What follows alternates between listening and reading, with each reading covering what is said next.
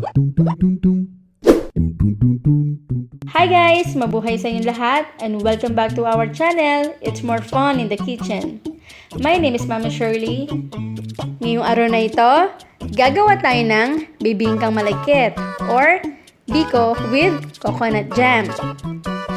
Ang eksaktong measurement nito ay makikita sa description box. First, ipiprepare mo muna natin ang base or yung kakanin. Gagamit tayo dito ng glutinous rice.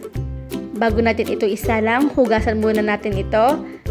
Over low medium heat, lutuin natin ito na para lang tayo nagsasaing ng kanin. Para malaman natin na luto na ang glutinous rice, gumamit tayo ng tinidor at tignan natin yung bottom ng pan. Kung ito ay dry na, it means we are ready for the next step. At kung ito naman ay mamasa-masa pa, i-rearrange natin ulit yung kanin at let it cook for another 5 to 7 minutes. At habang pinapalamig natin ng rice, mix this all the ingredients in a pan. Bring this to boil. Pag ito ay kumulo na ng 5 minutes, ilagay na natin dito ang glutinous rice na niluto natin kanina. Haluin ito. Hinaan natin ang apoy kapag nag-evaporate na ang coconut milk.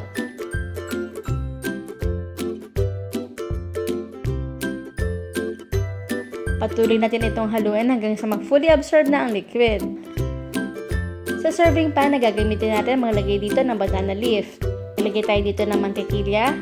Ilagay na natin ang kakanin. Mas mapapadali na ma-flat ang ating kakanin kung gagamit tayo ng banana leaf. Then, set this aside. Next, gagawa naman tayo ng pan-toppings or coconut jam. Pagsamahin natin ang mga ingredients na to sa bowl. Over high heat, pakuluan ito hanggang sa maging malapot na ang ating sauce or coconut jam.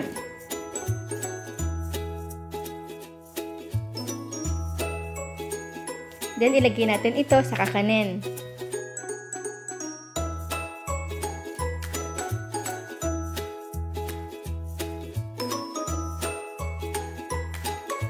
At para mas umangat pa ang lasa ng ating coconut jam, painitin natin ang ibabaw nito or i-broil for 5 to 7 minutes. Itong bibingkang malagkit na to or biko with coconut jam, napaka-famous sa ating lugar.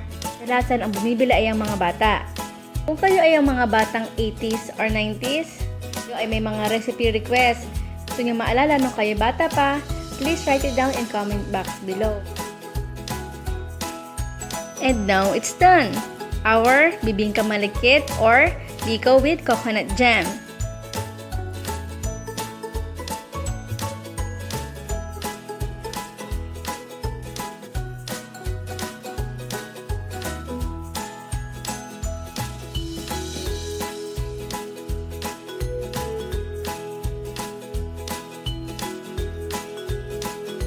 Maraming pasalamat sa inyong lahat and bye!